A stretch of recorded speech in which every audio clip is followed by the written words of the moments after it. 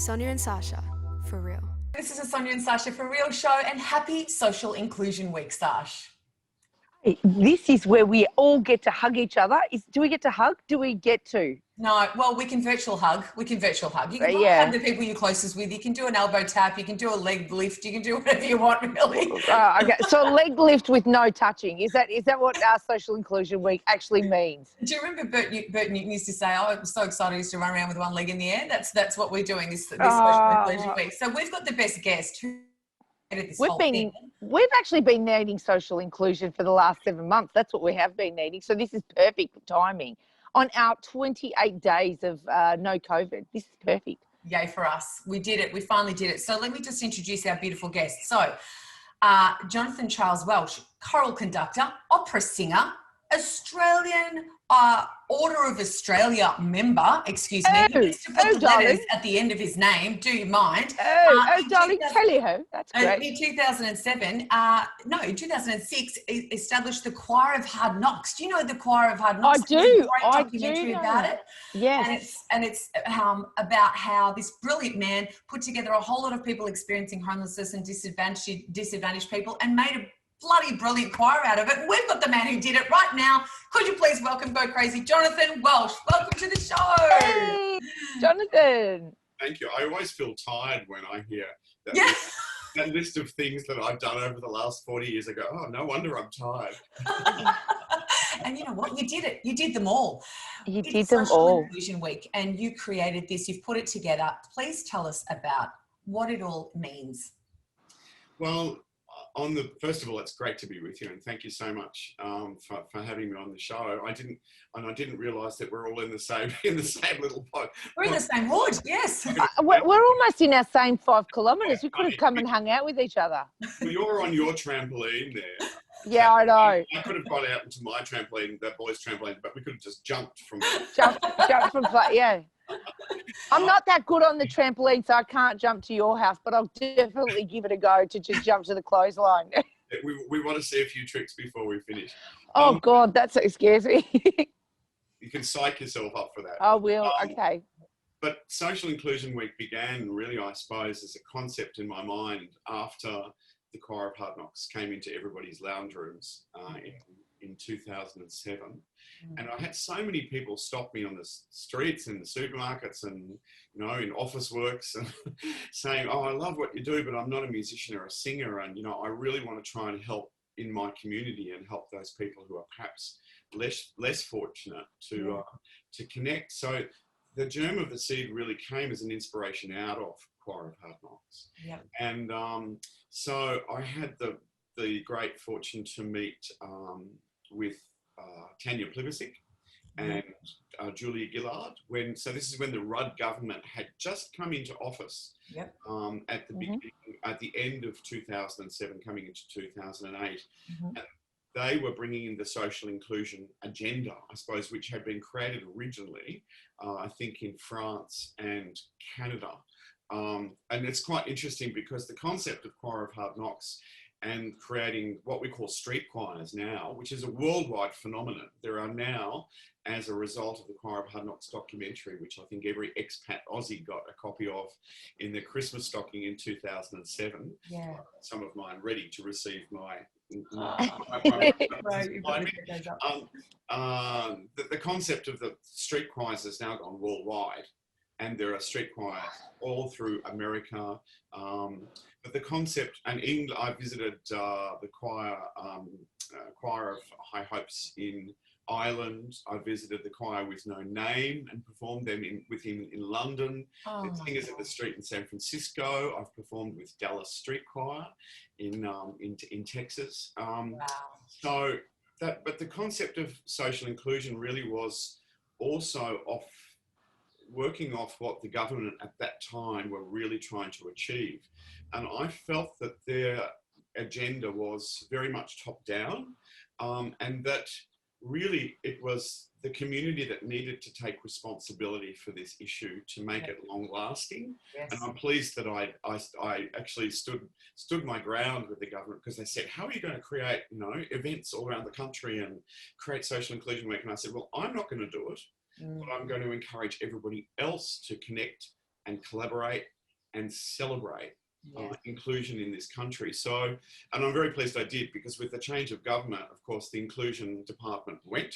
Yes. But everybody, particularly I have to say in the welfare sector, and councils and everybody around the country have still included, the inclusion agenda has become very, very important, especially this year when we've had so much exclusion from each other. So that's how it all kind of started. And I reflected back on how I grew up. I grew up in Ripponlea, not far from the ABC television station, actually, and the studios there. And, you know, my mum used to each day check on the neighbours on each side of the fence, and they'd be handing over, you know, lemon meringue pies and fresh lemons, and that she was constantly, they were always looking out for each other. And so I think that very much has formed the idea of and the embryo for the work that I've been doing now for the last 20 years here in Australia. But it's just about kindness and caring, and just sometimes, you know, you're walking along the street, you know, just saying hello. You know, and people often will go, "Oh, I've actually experienced it during lockdown." You know, we were able to go for our walks and things. I've been walking along Maribyrnong River, but I've also been going to BRIMBANK Park too. Same. Absolutely stunning. We'll have to meet up and have a coffee. I think so. We have too. We do. Absolutely. Absolutely. But you know, but people are shocked when you kind of just say, "Oh, it's harder over the masks." You kind of, you know, raise your eyes and go, "Hello." But the response is always, oh, you know, oh, hello. And often you can never underestimate also the gift of an invitation, and inviting somebody to, you know, come and have a cup of coffee with you, or even doing this, inviting somebody to come and share a conversation, whether it's on Zoom or whether it's a phone chat or whatever it is. I think the gift of an invitation is one of the most powerful things that we can do as human beings to share and connect with each other. Oh, absolutely. Beautiful. Jonathan, it's what I've loved about this story that you've just told us is that you got all of this passion and drive purely from when your mum was checking on her neighbours. And I think the power of that is the example of what we can do as parents by showing that kindness, and then that becomes our legacy of what our children get to see. And it's such an important thing for us as adults to be able to show our kids, so that this just continues on, because we really have grown quite a privileged group of young people right now that have much more opportunities than they ever have. And so showing us as parents, really showing kindness and teaching them, takes it to that next level where they can actually grow up with it. And then, you know, I would have to pinch myself if I was you to be able to think of the impact that I've made. Oh, look, I don't think about it. You know, I'm one of these people that I just do it, and you know, and that's for other people, I suppose, to measure that impact in the years to come. But even, you know, even during the lockdown, the first lockdown, where we are here in Niddrie, we're in a cul-de-sac street, and we have some very elderly neighbours across the road from us, and we just moved into this area over the last 12 months, and I decided that at 5 o'clock, I was quite worried about them actually, because they're in their 80s opposite, and we've got some lovely young families next to us. But I decided that during the lockdown at 5 o'clock on Sundays, this is during winter, we went out, and the first day we went out into the street and banged. I took my boys out, so I've got two boys who are 11 and 13. They thought I was absolutely bonkers. And I banged saucepans. And everybody kind of came out in the street going, "Oh, is the war over? What's happening?" It's the war over. And that started this wonderful, and for several months, just to make sure once a week, on Sunday at 5 o'clock, we'd make sure everybody was okay, and we'd come just into our driveways, and we'd, you know, everybody, it became such a fun thing that everybody was banging their saucepans, and people would come out into the streets. And you know, that, I think that very simple act, you know, was really just showed that we cared about, even though we didn't see each other and we weren't in each other's lives and we couldn't be in each other's lives, you can still just take, you know, you can take that little bit of time just to reach out and make sure that those, you know, people around you are okay. And Yes. it's not hard. And, you know, and I think from that, we've got beautiful friendships now with our neighbours. In fact, Ron and Norma, who live across the road here, during the lockdown, celebrated their 60th wedding anniversary. Oh, that's And they couldn't Oh, have wow. they couldn't have their kids and the grandkids over and all that sort of stuff. So my amazing partner went out to the garage and got a piece of cardboard and the boys, and they we write a sign, and we went and got some flowers. And so on that day, it was a Thursday, I think, actually, we went out and banged the saucepans, and Ron and Norma came out, and we were able to, you know, stand with a sign and wish them a happy anniversary and gave them some flowers. But we didn't know that Norma was an amazing artist. And 2 days later, my husband Ron, there was a knock at the front door, and we thought, oh, this is, you know, I haven't had anybody at the door for a while. Got to be excited. Someone was at the door. And he brought over a beautiful painting that she had done for us, Oh. the flowers that we gave her. Wow. So we now have this beautiful framed picture, this watercolour picture of these flowers that we. So I suppose what I'm trying to do now these days, my new arts charity that Social Inclusion Week sits under now is called Play It Forward. Mm-hmm. And when I decided to finish with Choir of Hard Knocks 18 months ago, I suppose in the 12 months before that, I started to think about, okay, how do I want to continue this legacy through arts and through music as well too? And I loved the movie Pay It Forward. Do you remember seeing that with Kevin Spacey? Oh my God, that is my favourite movie. One of my favourite, and it's just come on Netflix now. It's just come on Netflix this week, and we watched it on Saturday night. It's my favourite movie. Love it. We just watched it with the boys for the first time the other day because they knew, they've heard, you know, they've seen the logo and they've seen Play It Forward, and they know that's the work that I do now through my new arts charity. Yeah, But they it's didn't just know come on Netflix.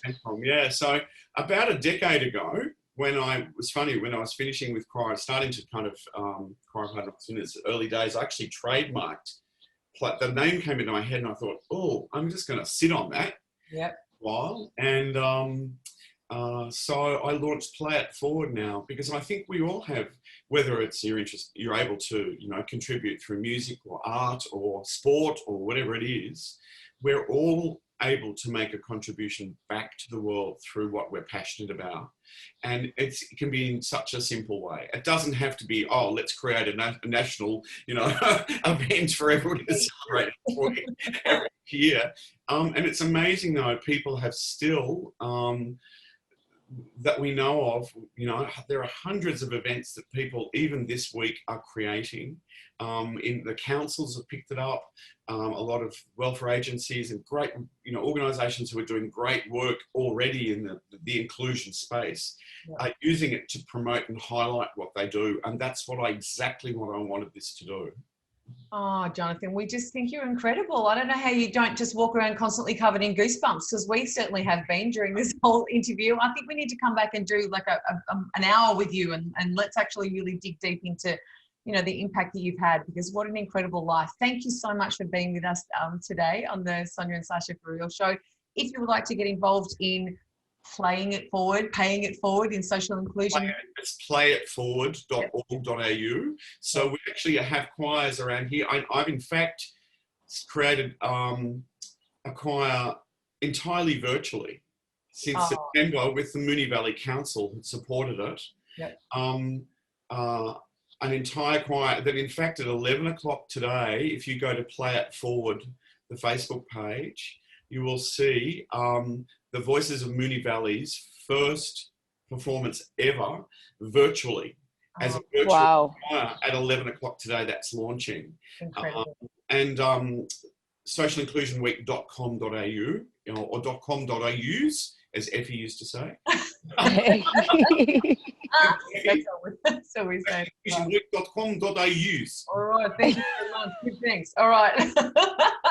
All right. Happy Social Inclusion Week, everyone. Thank you so much. Thank you so much, Jonathan. And let's catch up for that coffee. You need to bounce. Absolutely. Hey, look, I'm up and down. I'm up and down. Look, I'm up and down. You're listening to BRIMBANK Live and Live FM. This is the Sonia and Sacha For Real show.